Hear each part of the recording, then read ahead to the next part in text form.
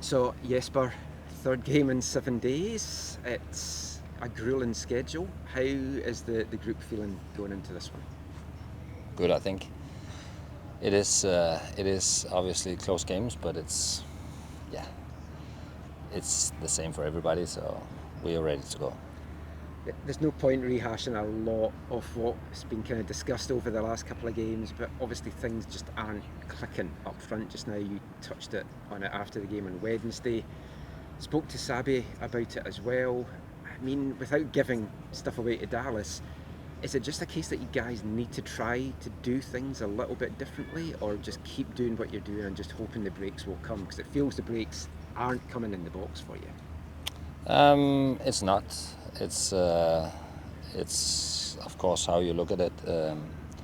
We have the chances, but we're not putting back in the goal. We are chasing a little bit more than we used to. We could see when we got the first goal in Seattle how the game and the pitch opened up for us. Also, when the opponents had to open up a little bit more, and that's the game.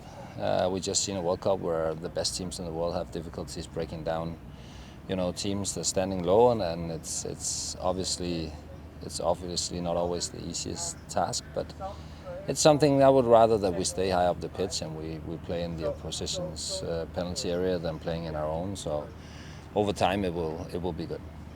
I think the positive to take from everything is you've been the better team in all these games as well. You've created the most chances.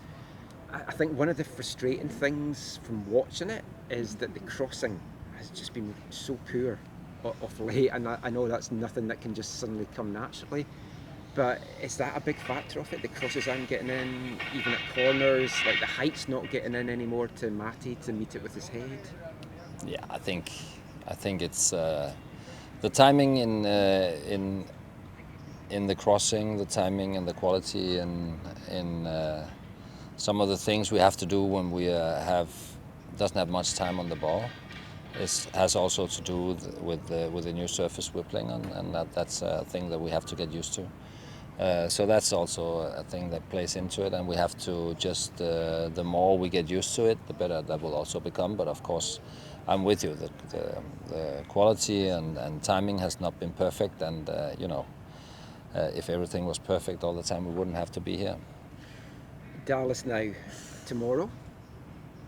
They're unbeaten in 3. They've been scoring, but they've been letting goals in as well. They've got a very dangerous front man in Petr Musa.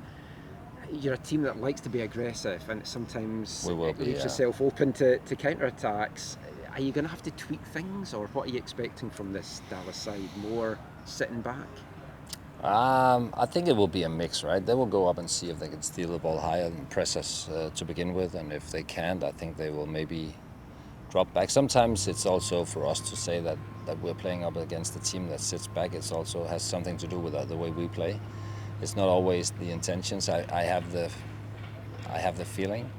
We saw a very open game against Seattle to begin with, but then it was pushed more and more towards their side, and I think that was not the intention, but that was just the outcome of the difference in strength of the teams at that day, and I think that has had a lot to do with it.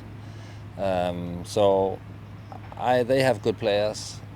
Also, apart from Petr Musa, they have good players, and they are good at playing in an open pitch where they can utilize their speed and the physicality, and I think that's what they obviously would like to profit from, and that's what we will try, to see if we can manage.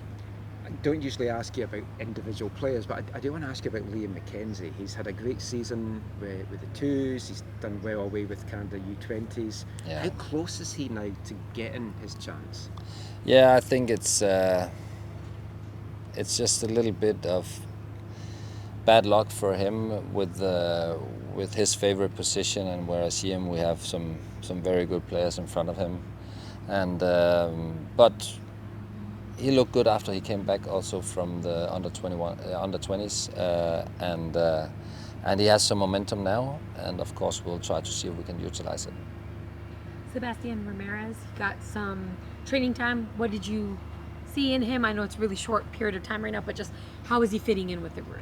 Yeah, he just was in the training session today, basically for the first time, and yesterday we had some tests on his fitness level and physicality, and that was He looked okay. He looked good. Of course, it's completely new, and he has to fit into how and what we are doing. And this is the day before a match, so it's not much that he can actually show in that short amount of time. But yeah, it's nice to have him in, and now we have opportunity to work with him, and hopefully he will be able to help the team getting even better.